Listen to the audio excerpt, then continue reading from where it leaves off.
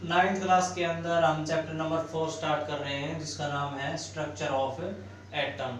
तो एटम के बारे में हमने पीछे पढ़ा है कि जो एटम होता है वो एक इंडिविजुअल और सबसे स्मॉलेस्ट यूनिट होती है किसी भी मैटर की। तो द एटम किसको बोलेंगे हम? The smallest individual unit of matter is known as atom. When we rub to matter it gets charged. Where does this charge come from? लेकिन जब हम किसी दो वस्तुओं को आपस में रब करते हैं, रगड़ते हैं, तो उनके ऊपर कुछ चार्ज डेवलप हो जाता है। तो वो चार्ज कहाँ से आता है? वो चार्ज कहाँ से आता है? तो answer is that all the materials have some charge particle on it. इसका मतलब ये है कि जो पार्टिकल्स होते हैं, चार्ज पार्टिकल्स होते हैं, वो किसी भी मटेरियल्स के ऊपर होते हैं। अगर उसके ऊपर नहीं होते तो हमारे पास जो टू बॉडीज को हमने रब किया था उनके ऊपर चार्ज डेवलप नहीं होता। तो इसका मतलब क्या है कि हर मटेरियल के ऊपर कुछ ना कुछ चार्ज पार्टिकल जरूर होता है। लेकिन जो एटम था, एटम की जो डेफिनेशन थी वो तो हमें ये बताती थी कि जो एटम है वो इंडिविजिबल है, मीन्स उसके और अधिक टुकड़े हम नहीं कर सकते, वो सबसे स्मॉलेस्ट यूनिट है।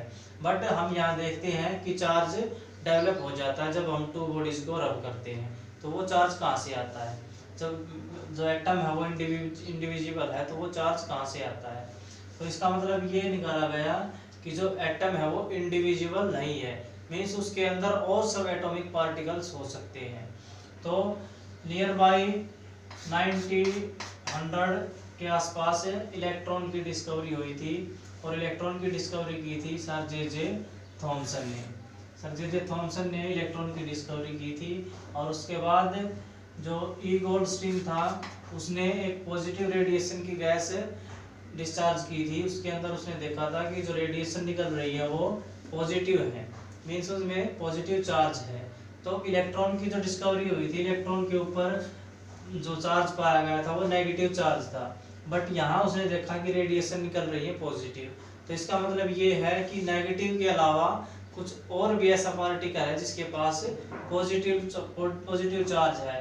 अगर पॉजिटिव चार्ज नहीं होता तो ये जो रेडिएशन निकली है ये पॉजिटिव नहीं निकलती।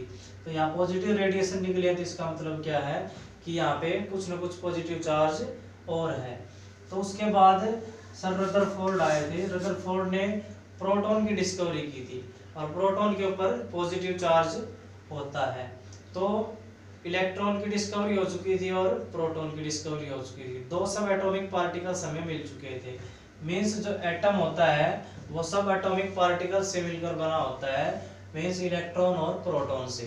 तो इलेक्ट्रॉन होता है उसके पास नेगेटिव चार्ज होगा, और जो प्रोटॉन होता है उसके पास पॉजिटिव चार्ज होगा।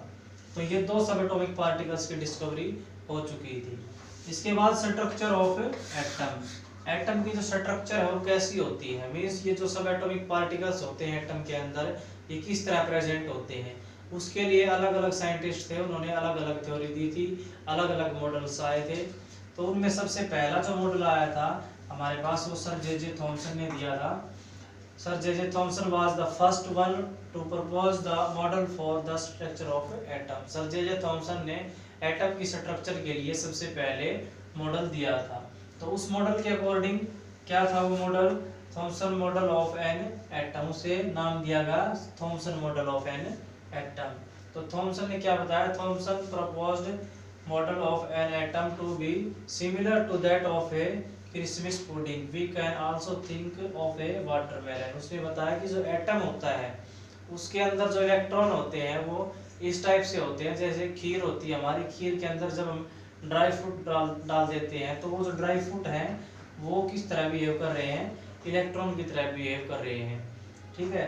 नेक्स्ट हम सोच सकते हैं वाटरमेलन। जिस टाइप से वाटरमेलन होता है, तरबूज होता है, उसके अंदर जो सीड्स होते हैं वो इलेक्ट्रॉन की तरह काम करते हैं। उसका मॉडल ये था कि ये जो स्फीयर है हमारे पास, जो वाटरमेलन का जो आउटर सरफेस होता है वो मान लिया हमने पॉजिटिव स्फीयर, और उसके अंदर जो सीड्स हैं वो मान लिए उसने इलेक्ट्रॉन।